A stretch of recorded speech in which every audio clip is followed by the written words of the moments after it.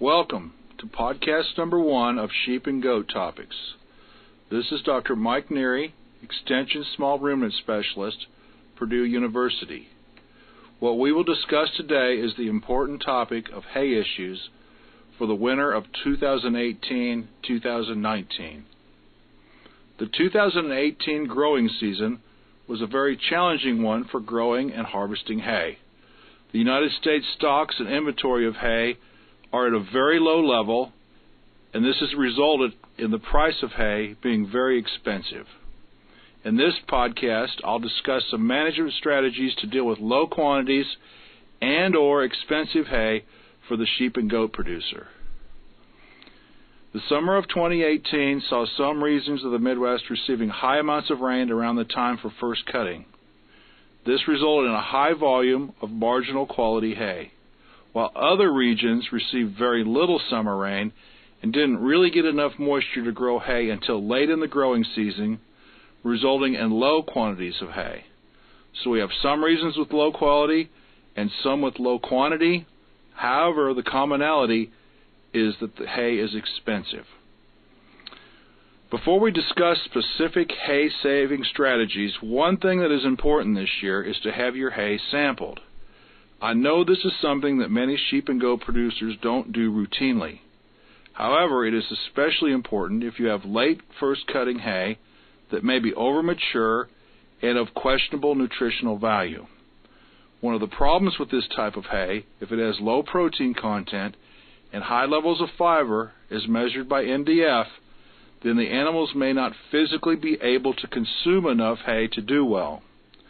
This becomes a bigger problem as the animals get further along in pregnancy and they have less capacity to consume high amounts of very fibrous hay. So if you have this type of hay available, get it tested, and then a strategy of feeding it and possibly supplementing it can be developed. Having said that, let's discuss some specific strategies to deal with the tight hay supply. Number 1, this is simple, but know what the daily requirements are. A ewe or doe needs about 2.5 to 3% hay intake per day of a moderate quality hay in early and mid-gestation, or the first 100 days of pregnancy. She needs about the same amount in late gestation, but is also normally fed some grain for the developing fetus. If you know what the average body weight of your ewes and does are, and if you know the number of days that they will need hay feeding, you can do a simple calculation on how much hay is fed. If after calculating the hay needs for the entirety of the winter and giving some allowance for extra on hand in case of a late spring, the needed amount can be determined. Second strategy, if hay is short and it's too expensive to buy, culling some members of the flock or the herd certainly can be an option. The first candidates would be those females that are open or non-bred. This is where having them pregnancy checked can be valuable and useful. The next candidates for culling would be females that have a history of problems, whether it be bad udders, bad feet, management problems, chronically thin, or anything that causes a management issue. Next would be less productive females in terms of pounds weaned, and that's where good records come in handy. And if culling has to be done fairly harshly, then the older animals should be the first candidates, saving the younger does and the younger ewes for better days down the road. The third strategy would be to try to reduce hay wastage by using feeders. This seems simple, but a number of producers that do not use hay feeders or use them effectively.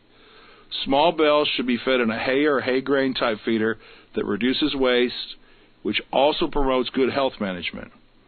If feeding large bales of hay, there is inherently more wastage due to the nature of the hay package. That makes it extra important to have hay feeders designed for large bale feeding. Often, the savings that a producer will get on winter or a feeding year will be enough to pay for the investment in the feeders themselves.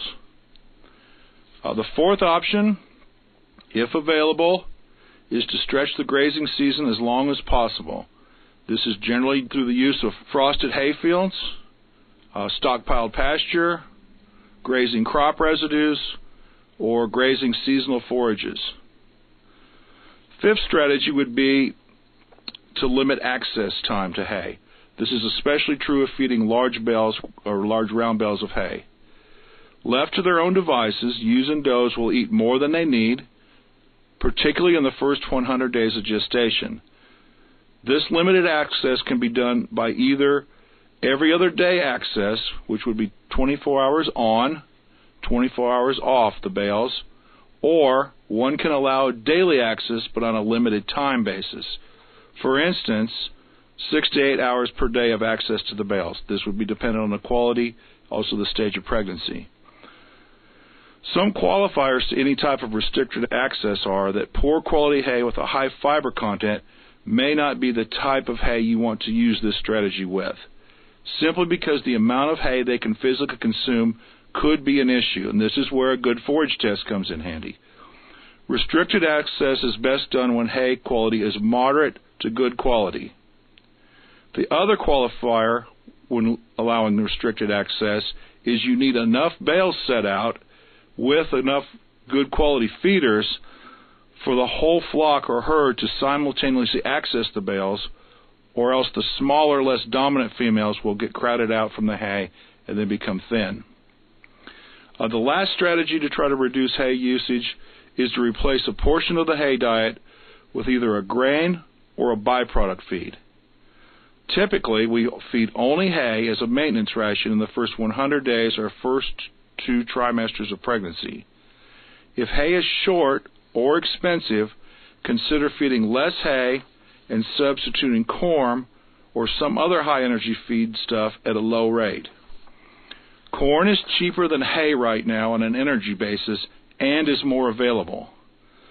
The rule of thumb is that 1 pound of corn will replace 2 pounds of hay on an energy basis. So, if a ewe is consuming 4 to 5 pounds of hay per day, you could feed them 1 pound of corn and 2 to 2.5 pounds of hay per day and still get the same energy intake. Other byproducts could be used like soybean hulls or distillers grains to replace some of the daily hay. Some qualifiers to this strategy are they still need to consume 1.5 to 2 pounds of hay daily. Also, it is important to make sure the ration is balanced for crude protein, calcium, and other minerals if replacing some hay with a grain-type feed. Lastly, some other considerations when dealing with hay issues this winter. Very important in an issue like that is to keep track of body condition score on a regular basis. Every 2 to 4 weeks would be good, and possibly more frequently as late gestation gets closer. Secondly, match hay quality with the stage of pregnancy. The lower quality hay, feed it earlier in gestation, and as that female gets later in her pregnancy, then substitute it in some higher quality hay. And then lastly, have a very good mineral program so the ewes or does don't get shorted, especially in late gestation. Thank you, and if this podcast has been helpful to you, please subscribe and please tell your friends.